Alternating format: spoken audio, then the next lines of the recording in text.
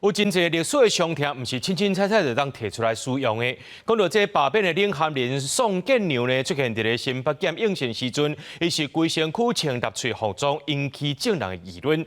甚至这德国在台协会以色列驻台办事处拢发出声明表示谴责。学者是认为讲呢，这搭喙伫咧欧洲国家代表着负面的意义，因为有历史的伤痛。台湾人将有可能是无了解到伫遐乱用，那准是故意来使用，这行为就真无可取啊。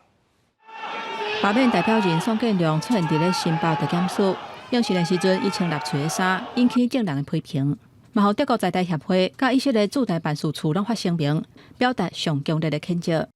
The use of these Nazi symbols represent hate, racism, and extreme violence.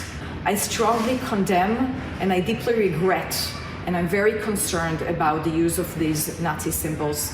其实，因为伫台湾嘛有几啊件立喙符号争议的事件，亲像有民间团体真接压立喙的旗仔，伫咧台北欧洲学校的门口抗议，也是社群平台顶悬伫咧非学校官方无刻名的卖奖页，内底嘛捌出现用符号斗起来立喙的标志。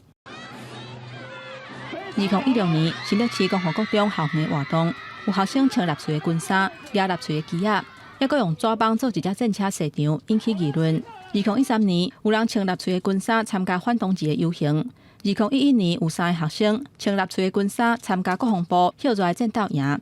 2006年，有大学生的组织宣传立喙的主义。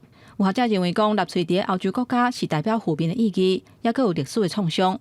咱国民众可能因为无够理解，无适宜使用。不过，若是调工的，都有影真无妥当。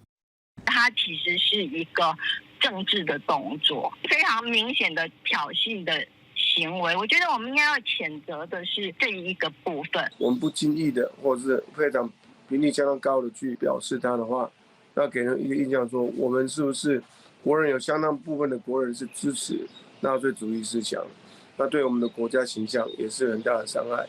学者指出，使用立喙的旗仔伫德国是违法的，而且真侪国家嘛禁止。相关的行为若是无谨慎来处理，可能会影响咱台湾伫国际的形象。 外交部嘛呼吁民众，唔通无迄个意思，搁去伤害到其他国家人民的情感，应该展现对无共文化、宗教甲族群的同理心。记者综合报道。